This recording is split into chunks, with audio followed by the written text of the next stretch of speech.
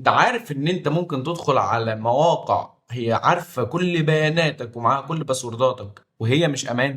اي موقع بيبدأ ب HTTP هو اختصار لهايبر تكست ترانسفير بروتوكول. ده بيستخدم لنقل البيانات بين جهازك والموقع اللي انت متصل بيه. ده غير مشفر، يعني اي حد يقدر يتجسس على البيانات اللي بتتبعت زي الباسوردز، المسجز، والبيانات البنكية. شكله في الرابط بيبقى زي كده.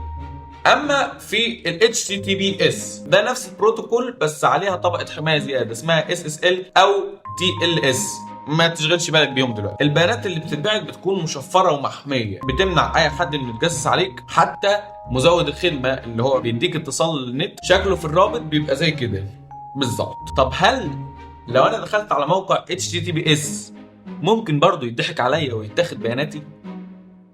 ممكن يكون موقع مزيف بس معاه شهادة SSL. أي حد يقدر يشتري شهادة SSL لموقعه حتى ولو هو موقع حكاية. فلو عمل موقع مثلا اسمه فيسبوك بس غير الأو خلاها زيرو، هو ده مش هيبقى الفيسبوك الأساسي، فاللي هياخد شهادة SSL عادي جدا. وانت مش هتاخد بالك ليه؟ لأن انت مالكش في السايبر سيكيورتي، فانت شايف ان هو فيسبوك عادي، وانت داخل تشوف بوست مثلا حد نزل اللينك بتاعه على واتساب او انت تفتكره موقع حقيقي فتروح دايس على اللينك، الحمد لله على السلامة، كل بياناتك راحت عنه. حتى وانت شايف ان هي HTTPS دي بتبقى فيشنج، يعني احتيال. بص، هو آمن من حيث التشفير لكن من حيث النية مش آمن خالص بصراحة. وانت بتستخدم ال HTTP العادي لو انت في مكان عام، في حاجة اسمها MTM او هجوم الرجل في المنتصف. يعني لو انت على شبكة واي فاي عامة او مفتوحة، ممكن الهاكر يكون واقف ما بينك وما بين الموقع اللي انت متصل بيه، فهو عارف انت بتبعت ايه وعارف ايه اللي بيوصل لك،